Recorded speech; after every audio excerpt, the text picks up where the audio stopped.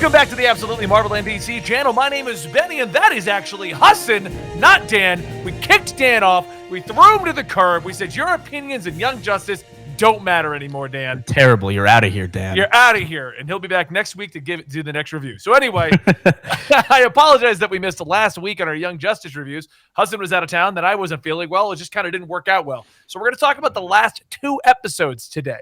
And if you want to join the Absolute Armada, make sure you hit like, subscribe, and smash that like button. I already said like. So if you hit it twice, it'll unlike it, so hit it a 3rd time. And then go to your notifications and turn those on. And go leave a comment below. Say what's up. I hang out in the comment section and reply to people sometimes. So he does. It's actually funny because I go check them once in a while and I'm like, oh, he's commenting. It's just adorable. It's the sweetest little comment section on YouTube. I appreciate you guys. A lot less vile than my comment. They said you're better than me and Dan. So we were like, no. Shit. I wasn't the person who said that. I'm glad the comments reflected how I felt as a viewer. I'm just kidding, guys. No, it's too much fun to talk about this here. But Ben, you're going to do the quickie review of the 2 episodes, or the quickie? I'm trying to remember what happened in 9 because I just watched 10, but I did 9 when we were supposed to review. Right, and so did I. Way back. I watched 9. Okay, is that why you're asking for me to do my quickie review? Hold on. I'm looking to see exactly what happened to this one. Right. So this started the episode. It's the Zatanna episode. It restarted the whole... Well, it didn't restart. It started up the new arc, and the new arc was basically Vandal Savage telling the story in the origin of Vandal Savage's abilities and powers and where they came from, while Zatanna is training all the new magical users on Young Justice. And the big mystery, and I brought this to your attention, started here with Mary Marvel, where they were like, you used to be a superhero, and she's like, I don't want to talk about it. Yeah, which... God, that's so interesting for longtime Young Justice viewers. You know, we only ever got Billy Batson, and they didn't give us Billy Batson like he's an orphan and there are other kids around him. They gave him Billy Batson living with his uncle. So, like, that whole storyline was not in it. And they're like, what if we did the Marvels? Because they're Greg Weisman and Brandon Vietti, and they love everything DC. So they're bringing the Marvels into it. She has this line where she says that she was too young and she had to leave it all behind or something like that, which is so interesting because which is interesting here, and it actually in 10 kind of builds a little bit more on it, because when she says that here, I was just like, oh, so they wanted to bring in Mary Marvel and maybe she'll tap into Shazam, but she's not Shazam here. They're making their own thing. Yeah, and I didn't know if Mary Marvel had been a magic user in the comics. Like, I'm not super familiar with her run anyways, but she didn't really have a run. I don't think so. If it was, it's like a classic Shazam run, like way back before Shazam was integrated into more modern comics. Gotcha. Yeah, no, I had no idea, but I was just like, this is interesting because I like that she's still using, like, she'll like say speed of Mercury. So she's saying she doesn't have her powers anymore. Maybe she's not a hero anymore, but it looks like her magic is based in like the Shazam power set, I guess, but she can only access it like via spells. Actually, no, wait, no, because she says in that she can't say the word Shazam. Right. So it's interesting, and we'll get more into that for episode 10. But Clarion shows up. We discover Clarion and blonde-haired girl. I don't remember her name. The Child.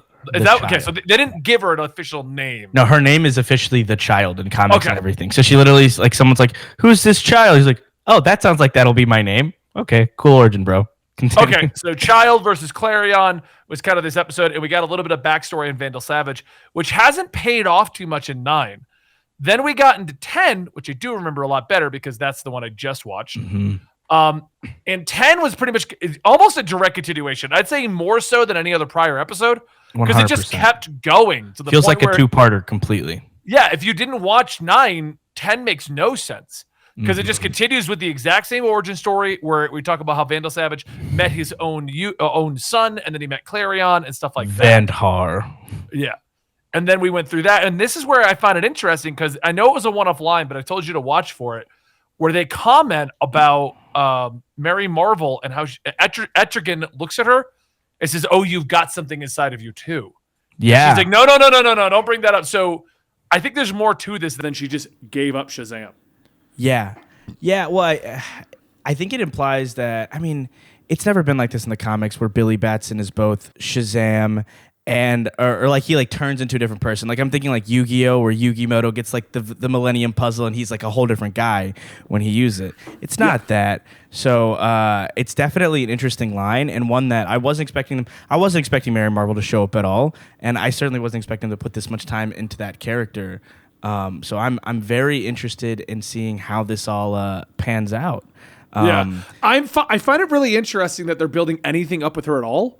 Like, that's why I think there's more to this. That there's maybe she didn't get Shazam's powers. It's something else that's stuck in her, is what I'm leaning towards. That could be it. It could be, back into their mythos, right? It could be something to do with Teth Adams, because they name dropped him last time. What is it? Black Adam. Because they only name drop him. I don't think we've maybe seen him once in the show.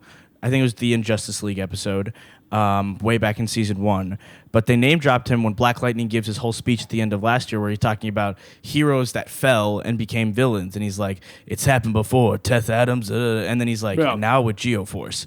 So we had a little bit of that at one point. So that's what I feel like they're building up to, because I feel like it'd be a waste to introduce her, say she can't turn into Shazam, and then we find out it's just Shazam inside of her. Like, yeah, it'll be interesting. And gosh, is that the review? Can we go into the deep the episode? Whoops.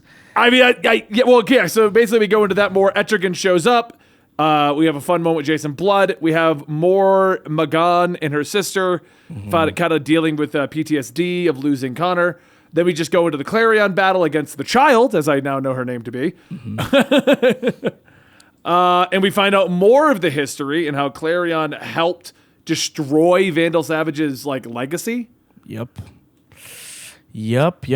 And that's I love what they've done with Vandal Savage since last season is just incredible to me. Weaving him through the entire narrative of this DC universe, of this Earth, where he is just been a part of everything, and they imply it. So there's a bunch of still image flash forwards last season where you're seeing him fighting in Atlantis or somewhere with one of his sons, and his son's wearing the gold helmet. It's like, oh, that's his son. That's Fate. But they don't ever directly say that Dr. Fate is Vandal Savage's son.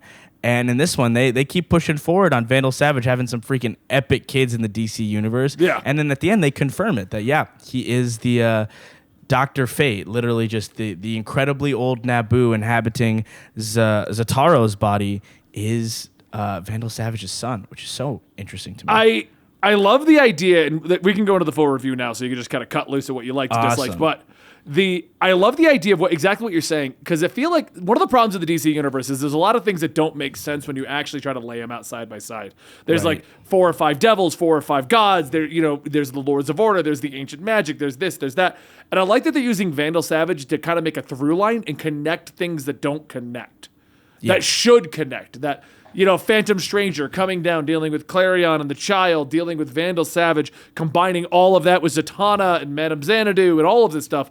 It brings it all into one complete package, instead of being this is the super crazy powerful wizard girl, and this is over here is the super crazy powerful wizard girl, and they've never met, but they're both super crazy powerful. And they've done it in such a for me, that's why I say this all the time. Young Justice is my favorite interpretation of the DC universe, because it just makes sense. And if it doesn't make sense to you, they're gonna write something down the road to fully retcon it, or not even retcon, because I feel like retcon implies that they said something different before. They don't say anything different before. They just slowly make things make more sense. Yeah. And I love it. I love Vandal Savage's integration in the universe. And at the end, I don't know if you watch the end tags where it's the stillish image and they talk for a while. Sometimes they were doing the poetry thing, and I was ignoring that. This one, the poetry one was tough to listen to, and I was like, I don't think you're hinting at anything. For a reason. I don't know if I can. This was just his daughter and him looking at the Project Lifeboat. Yeah. I can tell you what it says. Let's do that instead, because that makes more sense. So it's basically Vandal Savage telling Cassandra, we need to get everybody off Earth. Send a boom tube to everyone in the light. Send a boom tube to everybody. Offer one to the Sensei and Ra's al Ghul on Infinity Island. We need to get them all aboard the War World to protect them till after this chaos situation is over. And it just kind of showcases how Vandal Savage really is just this incredibly powerful being. I mean, he runs the war world on this Earth, but the respect he commands, every villain in the DC universe is gonna hop onto a boom tube and come join him, and he's gonna protect all of them. It's just a crazy thing. Lex I foresee making his own side thing, and then we have inner turmoil going on. Which Lex is still in the light. I think he's just not. Is he? Yeah, he's still in the light. Because he didn't get kicked out last season. It was just a thing of like, Joker did, didn't he? Yeah, because Joker said he's gonna kill everybody in the light, and he's like, "Fuck you guys! How dare you make me a patsy?" And then just loses mine, and then that's how Barbara Gordon loses her legs in this universe. But yeah, they've interwoven it really well. I love Zatanna. Zatanna's one of my favorite original members of the team. I think that's one of the things when I was a kid I was the most upset about. Is we went from season 1 to they just introduced the full team. We got Rocket, we got Zatanna. We get one episode of that, and then it cuts straight into season. Into season 2, 5 years forward. Zatanna's in the league. We get 3 or 4 scenes of her. A couple really good ones. We have the initial her versus the guy from Armageddon, which I think they just did him on The Flash. I haven't seen that yet, but what's his name? Despero. He's in an episode of Young Justice, but they do it very differently from what I understand. But they do. He was weird in Flash. Flash is a weird show, Benny. So they do her in that.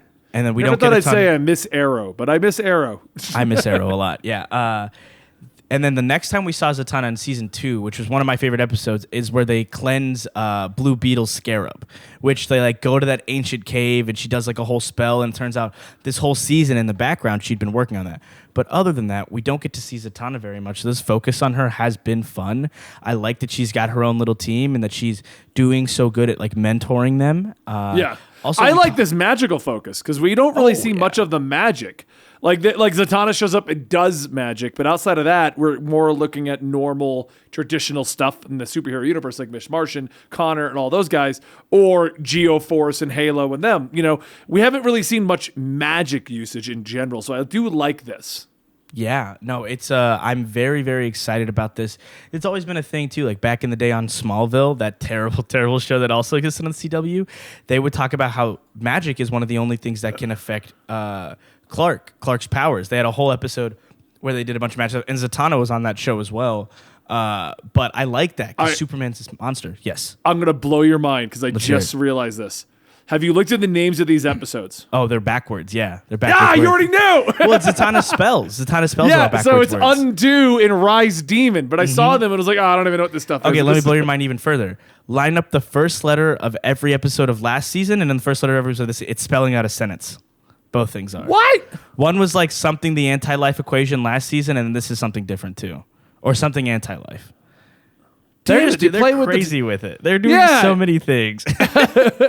Yeah, so like her spell, she says this a lot. She says Itativel. It's levitate backwards. So every time before Zatanna flies, you hear Itativel. And the worst thing ever doing the comic historian channels when I have to do Zatanna, because I try to say the word forwards and then backwards, and it never works. And Dan laughs at me every single time he had to edit those. I bet. That's great. Is she? So she does that in the comics. In the comics, it's also backwards words. Okay, it's reverse magic. That's what she always so does. Stupid. I love it. I love how hack me that is. That's insane. And that other kid, I don't know what his name is. Was his name Khalid or Khalid or something like that? I don't know. I thought because I've always said Khalid, but I thought he said no. I prefer Khalid. Okay, like he corrected them in the episode. I don't remember which one he corrected in the direction of though. His powers are cool. A lot of healing magic stuff. I thought that was very. He's Dr. Fate. If you don't know that from the comics. Okay, that's why. He's the replacement for Kent Nelson. That's who he is in the comics. So he's about to be the replacement for Zataro because they literally talked about you and your aging host body and oh man, the voice cast on in the comics he cool. became the new Dr. Fate. I think they gave it back to Kent in Rebirth, but he was Dr. Fate for like 5 years or something. Yeah, like and Kent is long gone in this universe. He's not only passed away, but Naboo released his spirit too. So he's fully into the afterlife now. Damn, that's going to be so interesting because this show is. See, I did get to blow your mind. So problem you did. solved. You actually did get to blow my mind. That's so fun because we've had Wally West wield the helmet of fate. We had Aqualad wield the helmet, and Zatanna. Now Zataro. So it's about time another person puts it on. And I guess we get to have Zataro back, which is nice because, man, those scenes last season where she's like, "We're not here for this part," and then she like has the whole sitting on a swings with her dad, and her dad goes away, and she starts sobbing. That was heart-wrenching. That was really, really heart-wrenching. And this is a season about grief, so maybe it'll be a little levity, like, hey, Zatanna gets to have her father back. Or he comes back and he gets killed. So I do have a complaint. I do have a complaint about these two episodes, because I actually loved these two episodes. Magic, Zatanna. We get a little bit of a mystery with Mary Marvel. I don't feel, at least in my opinion, the way they're doing this origin story for Vandal and Clarion is landing in any significant way. I find it to be dragging down the episodes when we cut to those sequences of him just narrating what happened. Then we go to normal action. How do you feel about the way that, because this hasn't been done yet, the way they're doing this? So it's tough. So last season they did an entire episode that was this, except it wasn't any animations. It was literally all still images and Vandal Savage being like, and then I became blank. And so I like the action a lot. I think that they're ramping up, so I am okay with it for now. I have a feeling like this arc, unlike the Artemis arc, there was a lot of talking, a lot of slow-moving stuff. Obviously, the Miss Martian arc, there was a lot of telepathy, very, very slow-moving, very limited They're finding a way to save the budget on every episode somewhere. Yep. They're going to go crazy with the Dick Grayson arc, I'm telling you. It's just going to be all combat. Eskrima sticks are out. Dick Grayson versus Red Hood. Or still images, and we're told what he does. I'll cry. I'll cry on this show. I'll cry in private. I'll be very unhappy if that happens. I'm going to hold you to that. I'll be like, where's my tears, Hassan? I'll literally, hey, if you think I can't cry on command, you don't know how depressed I am. No, but I liked it because I like weaving that narrative. I liked Vandal Savage. I do think you're right. It slows pacing down, and then, we cut to that. We cut to Jason Blood doing Etrigan, which the animation sequence of Etrigan, studio mirror. This is an applause for you. That looked beautiful. I loved it. It was awesome. I loved it. And we never get to see him. Whenever he shows up in a comic or a show, I'm always like, hell yeah, Etrigan, yes. He was gone the form of man. Oh my God. I love everything. You got to finish it. What is it? Rise what is the it? demon Etrigan. Okay, I don't know what it was. I knew it was Etrigan at the end. He was in Justice League Apocalypse Now, like the last of that DC animated universe or whatever. Yeah. He was like a main focus of that movie. He was in so much of it, and he was just the entire time. With this one, I think he does like rhyming sentences at the end. With that one, he rhymed the entire movie. He literally didn't say a single thing without rhyming. They've established multiple times he's doing the rhyming because he wants to. He doesn't need to. It's so stupid. It's in the comics. He'll be rhyming, and then he'll just stop, and they'll be like, "What happened to the rhyming?" And I just don't want to do it anymore. I don't want to do it today. I love his like pure joy and excitement going into battle with like who. Honestly, these are the two scariest characters in the child scares me more than any character that's been introduced in this universe, just because of like there's something so like so messed up and evil about her. I don't know if I can say that on the show. Something's just so like just it makes me so uneasy. How Clarion's evil too. Clarion just does whatever. Annoying. Clarion's like Vandal, I wanted to do that. Tico, come here. And he's just like this little like frustrating little thing. And this person, her just incredibly dry way she says everything. And the fact that the first scene that we had of her was ripping the entrails out of security cards to make some kind of statue. That was in the first episode. I think we forgot to cover that. The child is introduced and then she's like, I want to know what you're made of. And then just cuts somebody open and They had the sentence like, this looks like you could tell this isn't on TV anymore because they're doing stuff like that, which I love. Oh my God, this is so not on TV anymore. I think Cyborg from last season showed us that when they blew up half his face, or the several times they killed Halo. But this is just... I'm waiting for them to drop the one F-bomb they can to get under that TV-14 still. God, didn't they said something in this episode that got me like a legitimate laugh out loud. Maybe, man, I'll look back on it later. That was like a cuss word that I knew they couldn't use on TV. I think it was just like someone said dumbass, I believe, but I don't know. I'll look back. Right. I'm excited. I like they're in like, it's not called the House of Magic in this. It's like Constantine's house, right? Isn't that where they are? They called it the Sanctum Sanctorum. But they didn't say that like Doctor Strange. They said your Sanctum Sanctorum. And I was like, wait, is that? I thought that was a location in Marvel. I meant to look this up. Is it like another? Is it a word for something? I'm assuming the Sanctum Sanctorum in this one is just a fill-in for Sanctum Sanctorum, which I always assumed was Strange's mansion. Is actually, it is the holiest of holy places. Basically, is what it translates to. Okay. And it's replicating in Latin the Hebrew construction of the superlative with the intended meaning the most holy place. So it's just a phrase. It's just a phrase for a that place. we've all assumed is Doctor Strange. I assumed it was that dope building in Brooklyn, you know? The brownstone. Yeah, his brownstone. The brownstone. Oh, man. No, but I like seeing that. I think in the comics and every other media, it's Constantine's house, and it's alive, which is a whole other thing. But seeing these magic users all together, and I was wondering that, because we haven't done Constantine in this universe at all, I don't think. And no, Zatanna, I think he's been in there. Has he been in it? Well, I have no idea. This might be the one time my Young Justice knowledge has slipped off, because I don't remember him in it. I think he's had like a weird cameo kind of a thing. I only say that because I think that they were waiting to introduce him until Zatanna was fully an adult, because they have a relationship, and it would have been very creepy to have it up until now. Like now she's... I don't know what I'm mostly picturing one of the movies then with him because they use the exact same assets. Phil Barassa's like the art director of all of them, so they look identical. The one I'm thinking of is the Zatanna and him in the Justice League Dark movie, the one that ended that other universe. That's what I'm thinking of. Okay. Yes. And you were right again, Hassan. I mean, look, this is the only thing I know about. This is it. I failed college, Benny, but I did watch a lot of Young Justice growing up. So, but yeah, I'm excited because I think if they're doing that, they're gonna do him soon. We'll get to see Constantine in this universe at least a little bit. I hope that we get to see the development of a relationship, and he doesn't just show up and he's like, "What up, Z? Last night was great," and we're just like, "Oh, come on, we don't." He's been here the whole time. Yeah, no, and I don't know how they would do that. I think it would be a time skip. I think they'd be a time skip. Well, I'd like us to meet him and then time skip, and they're together, because I don't think we need to sit with that relationship. I don't think Zatanna in this universe for me is important enough a character to really get into her relationships. I think we have enough time spending with Artemis and her and Jason Bard / Wally West. We have Dick and Barbara, Calder and Wind, which is a nice dynamic, but I don't think we need more than that currently. But I'm excited. I'm excited for this whole arc of magic. I like that they're still doing Miss Martian. I would have been kind of upset if it was entirely self-contained, because this one, Zatanna hasn't mentioned the loss of Connor yet. Like, they haven't talked about it, which I appreciate, so we can keep this forward, like this story doing what it needs to. But so we don't lose that thread, we still have Miss Martian grieving the loss. The only problem I have with I really liked the acting for this particular episode. I felt they really hit it on the hammerhead, the nail on the head. They hit the hammerhead with a. Thank you. With the hammerhead shark hit the other fish. Right. They did a really good job though. The acting was on point. I just feel like it's being stretched out way too far at this point. We lost Connor in episode 4.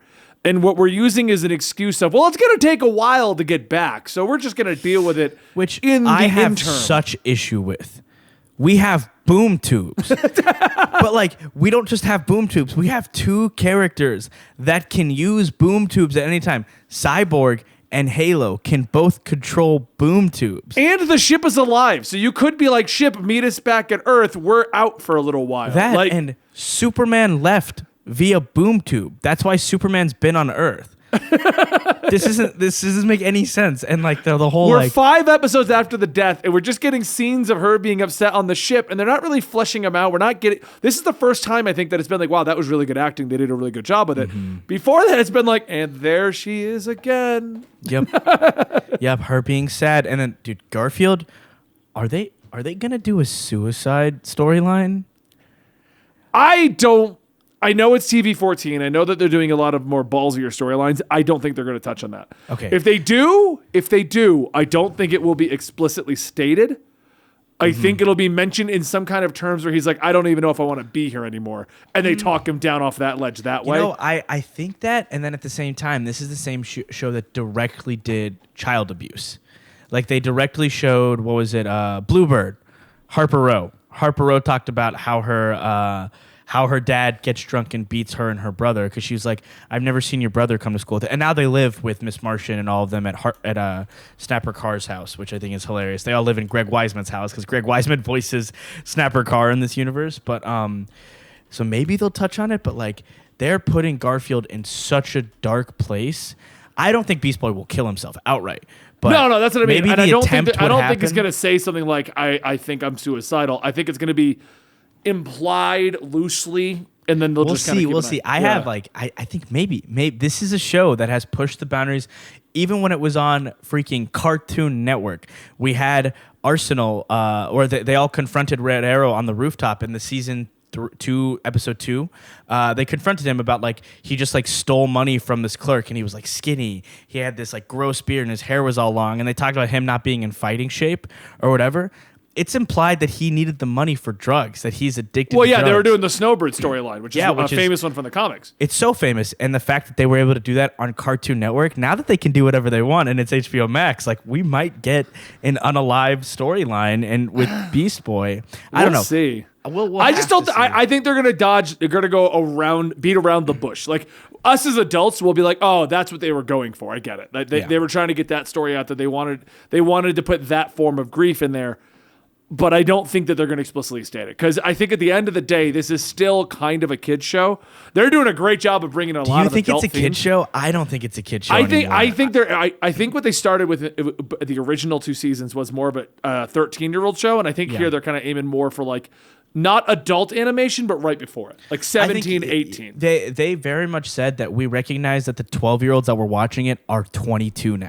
That's like the direct statement. So like I'm 23, so it feels like it's directly made for me. I'd be shocked if they went the kid route, just because like this has been a severe season. I mean, what has happened? That's what I said. I think they're aiming for like the upper echelon of teenager. I don't think they're aiming for 22. I don't think they're aiming for 30. I don't think they're aiming for like. There's not going to be sex on the show. I hope. Like I think we're. Why are you hoping? That would be crazy. Well, the one scene we did get last season. We get to see Zatanna and Constantine kind of go off to a corner, and then the camera keeps going. Well, no, we got one scene of that. Do you not remember last season where she's Miss Martian's in the bathroom, like she just got out of the shower, and Superboy is just hanging out in the room. She's like, "What are you wearing?" He's like, "The usual," because he always wears the exact same clothes. And he's like, "What about you?" And she goes, my wedding ring, just my wedding ring." And then he flies into the bathroom. I'm like, yo.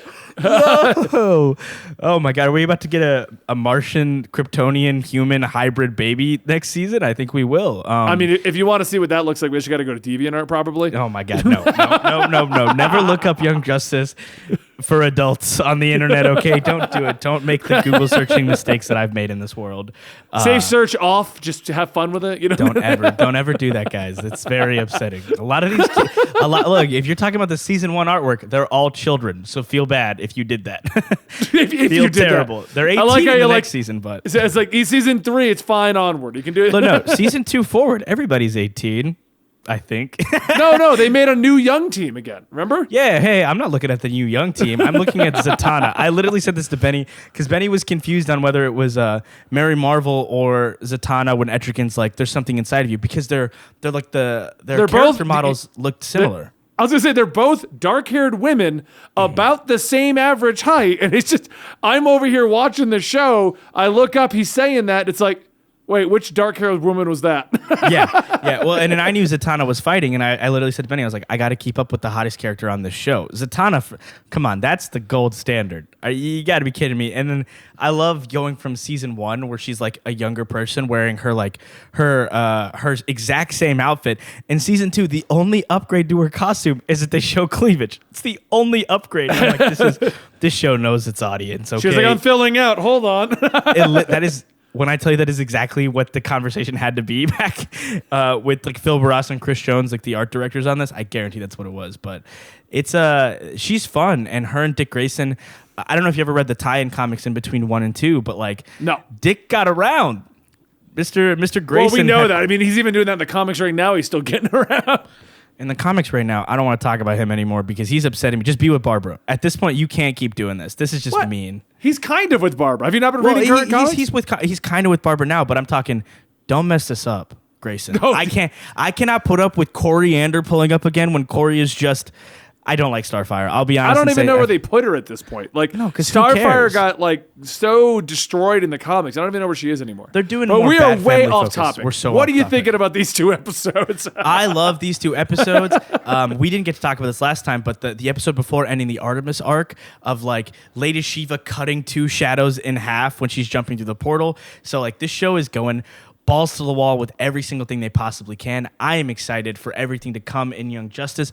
I love this story arc. I'm only excited for it to end because I know the next two characters, if they don't do Rocket, I really hope they don't do Rocket because I'm sure it'll be incredible and I'll eat my words on this one. I'm so excited for a Dick Grayson and Calderon storylines, especially now that we have the origins of Atlantis. It'll be really cool to have Calder explore that. Maybe Calder's going to find the crown because they don't even talk about that. We haven't really seen him since he teamed up with Black Mantis, have we? No, he was the leader of he was Aquaman last season. Was he? Yeah, but he was like that weird like middle ground. Oh no, he's actually been undercover. He is. That was season 2. In season 3, we have. But Calder he wasn't comes back. He's that's right. Because I didn't like season 3 because it was all about Halo and. No, he was. I made a whole video. Look, I didn't mind season 3. I just didn't understand why that existed. And I still don't, because now we're talking about the main cast, and I'm like, so why did season 3 exist? You got me to at least by the ending, you got me to care about Forager, Halo, and Geoforce, and it's like, whoa! And then this season rolls around, and they're like, oh, they're over here now. I was like, no, I'm actually very glad I could do without Halo, because I think Halo is too powerful of a character to do interesting stuff with, so keep her in the background for a little while, especially now that she unlocked her rainbow aura at the end of last season. Yeah. But yeah, Calder becomes Aquaman into last season. He's the leader of the Justice League, and then he resigns at the end of that, and Black Lightning takes over. Okay, yeah. That's right. All Corey Payton, though. Same voice actor. Black Lightning, Aqualad, every other African-American person on this entire show is Corey Payton, and he does incredible work with it. But I'm excited to see his arc, because for me, he was the first person on the team to like adopt the mantle. Like, Dick Grayson as Nightwing has really taken the leadership role that Batman would, but he's not Batman. He straight up is Aquaman. Like King Orin, Arthur is under the sea running Atlantis. He's only the king now, and he is the only Aquaman. So we'll see. Yep. That and give me Wally West's rebirth suit. Fingers crossed. I want it. That's going to be the season finale leading into season 4. That's all I'm going to tell you. But we are way over our normal timestamp for this. So I hope you guys enjoyed. And if you want to know what's going on next week, unless Hudson has something else come up, it should be him and Dan talking about next episode, and then I'll be back for the 4th episode. Thank you guys for joining us every week on this Young Justice review. I apologize for us missing last week. Just a lot of cross schedules. Yep. And don't forget to go check him out. Where can they find you, Hudson? At Hassan Kader on everything. You can expect on my second channel, Bad Days, to get a little bit of comic book content coming later this week, actually. So there we go. We're reviewing all the Spider-Man movies, start to finish, one sitting. So one sitting. We're literally watching all of them in one sitting, and I'm cutting it together. So we'll see. Good luck. All right, guys. Thank you so much. We'll see you next time right here at Absolutely Marvel NBC.